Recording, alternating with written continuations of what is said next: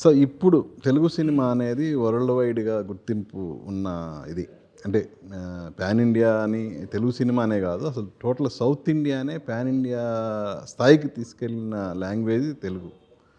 So ఈ టైంలో మీరు తెలుగులో డైరెక్షన్ చేయడం అనేది ఎందుకు ఇంత ఆలస్యమైంది? అసలు స్ట్రైట్ తెలుగు సినిమా చేయడం అనేది ఆలస్యం కాదు సార్. డైరెక్షన్ నేను అప్పుడప్పుడు చేస్తూనే ఉన్నాను. కన్నడంలో కూడా సినిమా డైరెక్ట్ చేశాను. అదే మీకు తెలుసు కదా, ఇది జై హింద్ 2 చేశాను. అవును, జై హింద్ 2 ఇక్కడ వర్షాలు వచ్చేసింది ఆ టైం కరెక్ట్గా. అక్కడ రిలీజ్ చేశాను. అభిమన్యును సేమ్ అక్కడ రిలీజ్ చేశాను.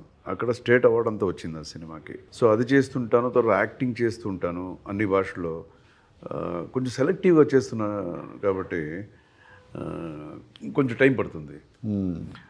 అండ్ ఇప్పుడు తెలుగులో అమ్మాయితో ఎందుకు తీస్తున్నానంటే, మీరు చెప్పినట్టు తెలుగు ఇండస్ట్రీ ఫెంటాస్టిక్గా ఉంది, ఇప్పుడు చాలా బాగుంది కంపారిటివ్లీ.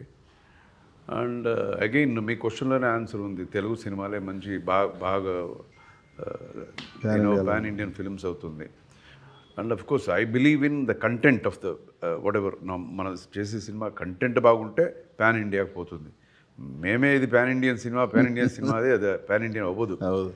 అలానే చాలా సినిమాలు దెబ్బతింటున్నాయి కదా. నేను ఎప్పుడు నా సినిమా పాన్ ఇండియన్ సినిమా నేను చెప్పను సార్. అది నేను మంచి సినిమా మనం తీయాలి, బాగుంటే జనం దాన్ని పాన్ ఇండియా చేస్తారు, మన చేతిలో లేదు అది. సో ఇప్పుడు తెలుగు ఇండస్ట్రీ మాకు ఎప్పటి నుంచో 46 ఇయర్ అయిపోయింది తెలుగు ఇండస్ట్రీ నుంచి. మన మాపల్ల గోపాలుడు 80 అప్పుడు చూస్తే ఆల్మోస్ట్ 41 ఇయర్స్. నేను ఇండస్ట్రీకి వచ్చి 46 ఇయర్స్ అయిపోయింది. సో అప్పటి నుంచి I know Telugu industry. So తెలుగులో చేయలేదు కాబట్టి ఇంకోటి తెలుగులో ఇంట్రొడ్యూస్ చేద్దాము అని తెలుగు స్టార్ట్ చేసింది. ఫస్ట్ అలాగే స్టార్ట్ అయ్యింది. అండ్ అగైన్ తెలుగు ఇండస్ట్రీ ఇప్పుడు చాలా బాగుంది. That's the reason we started. Subject మీద నమ్మకంతో చేస్తున్నారా, లేదంటే మీ అమ్మాయిని హీరోయిన్గా తెలుగులో నిలబెట్టాలని సినిమా చేస్తున్నారు? ఎలా అసలు? ఇది ఒక క్వశ్చన్ కాదు, 2 క్వశ్చన్. అది ఫస్ట్ క్వశ్చన్, అమ్మాయి కోసం సినిమా తీస్తున్నారా? ఎస్, అమ్మాయి కోసం తీస్తున్నాను. తర్వాత రెండోది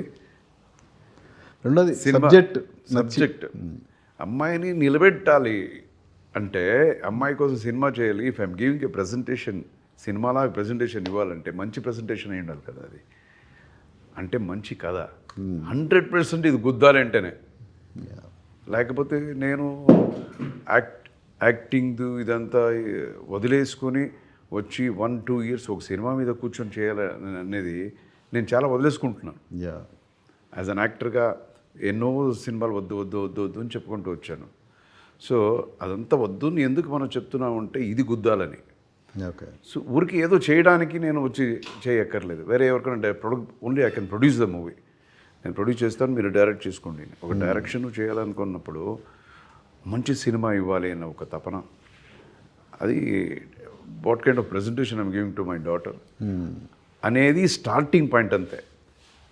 ఫినిషింగ్ పాయింట్ ఏంటంటే జనానికి మనం మంచి సినిమా ఇవ్వగలుగుతాం అనేది that is very very important.